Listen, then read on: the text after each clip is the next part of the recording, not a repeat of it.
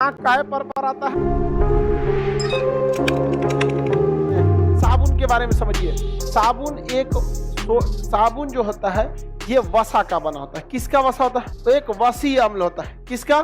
Sodium का। तो लिख रहा है सोडियम और पोटेशियम का क्या होता है? वसीय अम्ल। सुनिए ध्यान से, सोडियम और पोटेशियम में हम लोग वसा मिलाते हैं, यानी चिपचिपा पदार्थ, डालडा घी की तरह वसा, और ये ए ग्रेड का वसा होता है। तो कहेगा कि साबुन है उच्च वसा, सामान्य वसा, निम्न वसा। कौन सा? उच्च वसा। जितना ज्यादा वसा की कैटेगरी अच्छा करेंगे साबुन उतना स्मूथ होते जाएगा। डव लगा लीजिए, साफे नहीं होता है ससुरा। एक बार हम गलती से डव लगा लिए, तो धो रहे हैं वही में फसल रहा है, हमको लगा कहीं दाढ़ी उड़ी में फसल तो नहीं है, मार पोछ मारे हैं, तब हमको समझ में आया कि ये उसके लिए है जिसके पास बहुत समय है। मार पानी मार आराम। हम लोग के पास देर समय रहता है। एक नंबर है लाइफ बॉय, उससे भी मस्त है सर्फ एक्सल। एक नंबर है घड़ी और सर्फ एक्सल। नहाइए एकदम जबरदस्त होगा। चलिए अब ध्यान से समझते हैं। ये गधा कहाँ था सभी सब जॉन्डिस वाला? मेरी ओर ध्यान से समझिए। साबुन जो होता है सोडियम तथा पोटेशियम का सामान्य वसा होता है या उच्च वसा होता है? उच्च वसा होता है। इसी से साबुन बनता है, इसी से डिटर्जेंट बनता है। साबुन और डिटर्जेंट में कुछ अंतर होता है। साबुन को हम लोग क्या कहते हैं, मतलब साबुन झाग देता है, जबकि उससे ज्यादा झाग डिटर्जेंट देता है। तो ज्यादा झाग चाहिए तो किसका प्रयोग करें? डिटर्जेंट। जो सरफ बोलते हैं आप लोग, वो ज्यादा झाग देता है, और साबुन क्या होता है? कम झाग। पानी में अगर हार्डनेस ज्यादा है, आपको पढ़ा दिए हैं, कठोर जल में सोडियम तथा मैग्नीशियम के, कैल्शियम तथा मैग्नीशियम के बाइकार्बन। तो कठोर जल में साबुन झाग नहीं देता, लेकिन डिटर्जेंट झाग दे देता है। आप नदी के पानी से साबुन लगाएंगे तो फेना कम करेगा, और सरफ घोल देंगे तो फेना ज्यादा कर देगा। समझ में आ गया कि नहीं आ गया?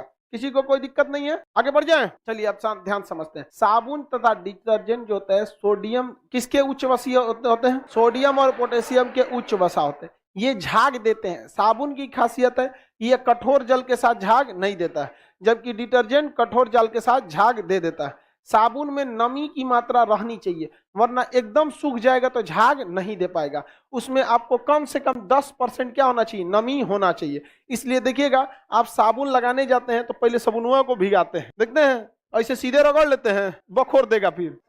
अब आप लोग अच्छा साबुन से नहाते होंगे तो नहीं बखोरता होगा। हमारा तो सर्फ एक्सल रहा था, पहले उसको भिगाएंगे नहीं तो हमें बकोटने वाला निशान बनल रहता है, बकोट लेगा इसे, तो उसको बकोट लेता है। 10% क्या होना चाहिए? मॉइस्चराइजर या नमी होना चाहिए। समझ में आ गया कि नहीं आ गया? कितना होना चाहिए? 10% नमी हो जाना चाहिए, नहीं तो वो आपका साबुन जल्दी घुलेगा नहीं। और उसमें नमक की मात्रा होनी चाहिए। नमक नहीं रहेगा ना तो जल्दी घुलवे नहीं करेगा, साबुन जल्दी घुलता नहीं है। तो नमक की मात्रा से पिघलने में साबुन को आसानी होती है। कई को साबुन लोढ़ा ऐसा होता है, पिघलवे नहीं करता है। और कई को जैसे पियर्स, लगता है खाने के लिए भी दिया है। गल के क्या हो जाता है? खत्म हो जाता है। देर तक नहा लीजिएगा तो नहाते के दौरान खत्म हो जाएगा। तो उसमें नमक की मात्रा क्या हो जाता है? ज्यादा हो जाता है। अगर झाग की मात्रा बढ़ाना है तो उसमें क्या मिला देते हैं? रेजिन। झाग की मात्रा बढ़ाना है तो रेजिन। रेजिन क्या करता है? झाग बढ़ा देता है। इसके झाग को माइसेन कहते हैं। क्या कहते हैं? माइसेन। माइसेन कहते हैं। इसके झाग को क्या कहा जाता है? माइसेल। माइसेल कहा जाता है। इसके झाग को माइसेल। माइसेल लिख दिए क्या? माइसेल कहा जाता है। बताइए, झाग देने के लिए क्या मिलाते हैं? रेजिन। नमी कितनी होनी चाहिए? 10% होनी चाहिए इसमें।